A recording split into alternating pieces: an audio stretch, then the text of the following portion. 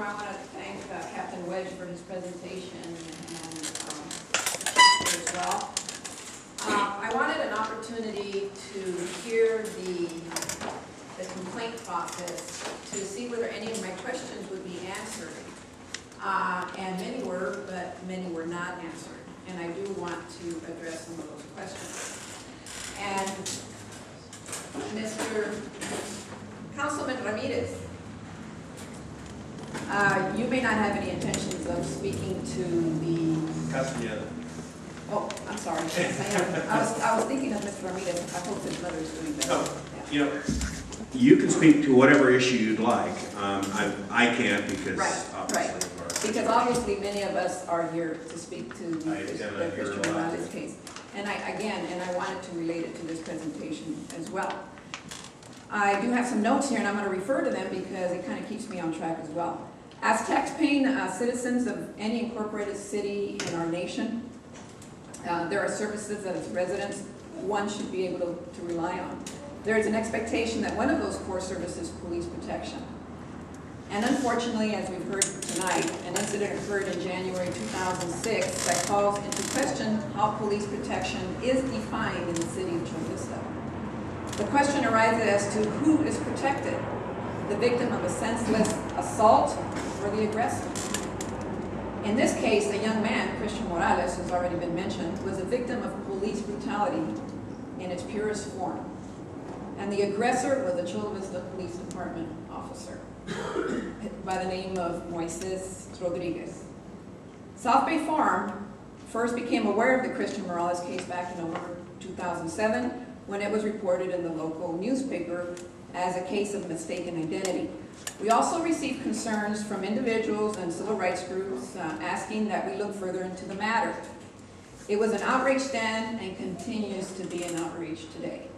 We requested a meeting with the Chula Vista Police Department Chief Emerson and the city attorney in February of 2008, but basically we were informed due to pending litigation and privacy of personnel records, the department and the city were unable to discuss the matter and evidently is still unable to discuss the matter.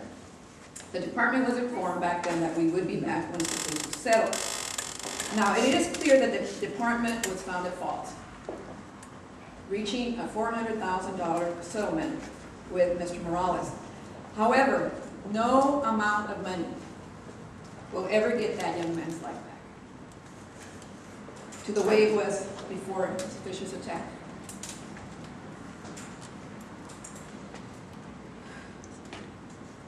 Due to the actions of a Chula Vista Police Department officer, the taxpayers of Chula Vista have had to dole out much more to cover the cost of lawyers, Officer Rodriguez's salary, and then of course other related matters. And I would venture to say that it probably came closer to $1 million of taxpayer money for this particular case, and I apologize. It is a little emotional. Okay, to add to the outrage, you understand that the same officer accused in the Morales case, Officer Rodriguez, was involved in yet another beating a couple of months prior to the department settling with Christian. We also understand that it was videotaped, and the department will not release the tape. Some reasons were given here, but again, the fact is that the tape is not released. As a result of all this, what we have here is a case of citizens feeling unsafe and fearful of the very individuals that are supposed to protect them. The police officers of the Chula Vista Police Department. Many of our young people in Chula Vista fit the physical description of the alleged criminal and that of the young man, Christian Morales, including my son. Christian suffered the consequences of having his civil rights and human rights violated. No doubt that young man is still traumatized. Tonight should be an opportunity for the community to voice their concerns, and many have, and for the city and the police department to inform us as to what went wrong and what they're going to do different so that this doesn't happen again. Instead of protecting rogue police officers to avoid lawsuits, the mayor and city council should conduct an investigation as to how the matter was handled and to determine who should be held accountable. Officer Rodriguez should also be prosecuted by the district attorney's office to prevent him from obtaining employment in another police department where he can terrorize yet another community. Everyone should welcome an opportunity to strengthen the police department by cleaning house. And by everybody, I mean the city, I mean the police department, I mean the police officers union, I mean everybody. Should welcome that opportunity by cleaning house of any bad apples, because if not, more dangerous officers will sprout from the seeds. Until this is accomplished, there will be an element of fear and a lack of public trust in our city police.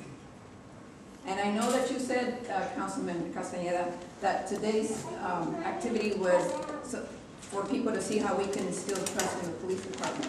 You wanted to see how that happened. With these situations, it makes it very difficult. When South Bay Forum first met with the Clovis Police Department and City Attorney, we were basically stonewalled from obtaining straight answers due to pending litigation and privacy of personnel records. The case has been settled, and our understanding is, and obviously yours was too, is that the officer involved is no longer employed by the department. So we would hope that there would be transparency and openness from the police department and the city, and we therefore request answers to the following questions. Again, some of these were answered, but some of these were not. Who is responsible and who is to be held accountable for what happened to Christian? Because I don't know that anybody has been, really. What will our city officials do differently to ensure their citizenry is protected from such abuses? I still ask a question also. Besides the $400,000 judgment against the city of Chula Vista, what was the total cost, including legal and other related matters? What will the police department be doing differently to prevent police brutality and costing taxpayers hundreds of thousands of dollars? What is our police officers, our department's priority? Protection of the citizenry or protection of rogue officers? If an officer is under investigation for excessive force, why are they allowed to remain on street duty? Or are they? How does the public protect themselves from aggressive police officers? What will the city do to prevent Officer Rodriguez from obtaining employment in another police department, anywhere else in California or the nation? Will the department alert other communities? Has the district attorney moved to prosecute this officer for violations of civil and human rights? If not, why not? Does the city have any say in this? The issue of a need for a police review board was addressed for a few years ago. A few years ago. It was mentioned again today. Is it time to revisit that? I think so. And in case you may think I'm just some disgruntled person who's out to get the police department, I just wanted everyone to know that I've volunteered for a number of years in offering promotional test seminars to police officers.